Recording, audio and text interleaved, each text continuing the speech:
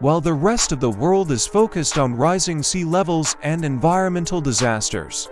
A few powerful players are looking at the melting ice with a completely different perspective. At the very top of our planet, a massive ocean that has been locked in ice for thousands of years. It is opening up for the first time in human history, creating a new theater for global power. This is not just about environmental change. It is the birth of the most significant strategic prize. Welcome back to Hidden Logic.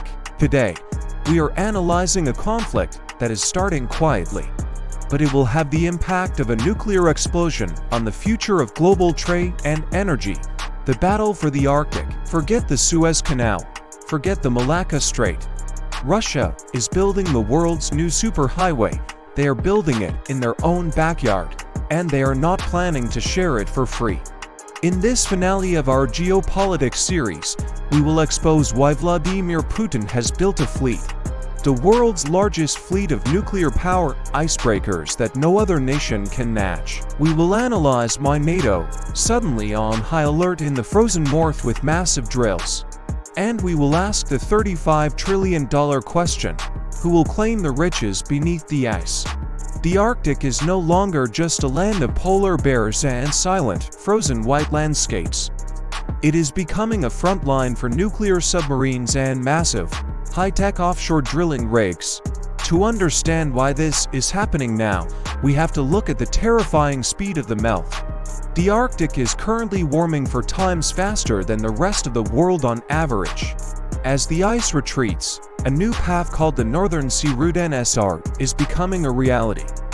Right now, a cargo ship traveling from China to Europe through the Suez Canal is a long journey. It takes about 48 days to reach its destination while navigating through dangerous choke points.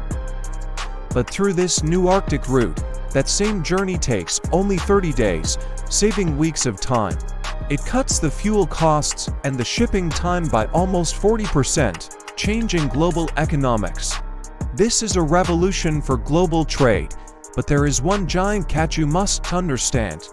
Nearly the entire route is controlled and monitored by the military of the Russian Federation. Russia has already declared this route as its national highway and a sovereign territory. They are demanding that foreign warships ask for permission weeks in advance before passing. But how do you control an ocean filled with floating, unpredictable, and dangerous ice? The answer is nuclear icebreakers, and Russia is the only country that truly has them.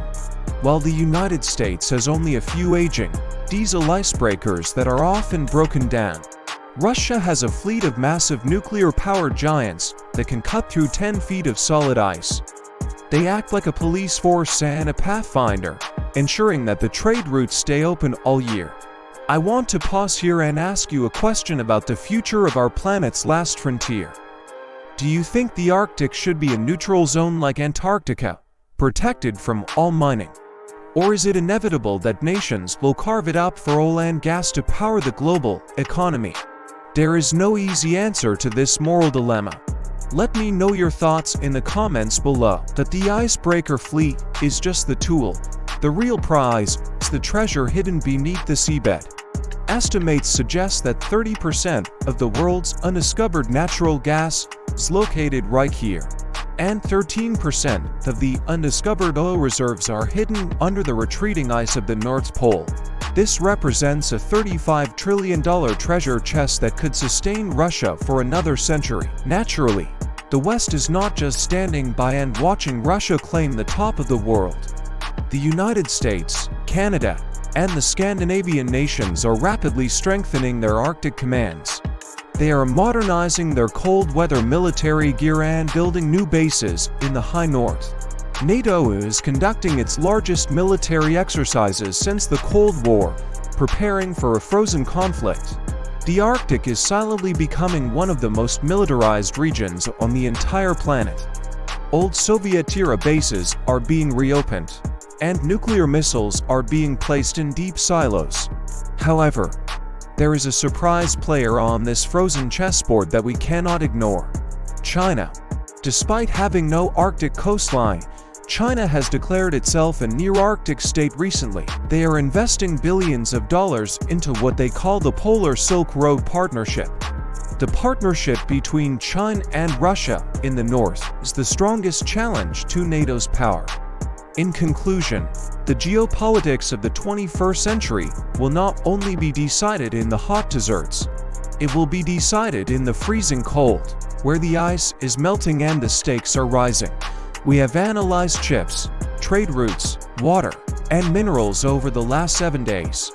Now, we see the final piece of the puzzle, the control of the very top of the world. Whoever controls the ice, controls the future of the global energy and trade supply. This concludes our deep dive into the geopolitics of now. But to understand where we are going, we must understand the substance that built this world.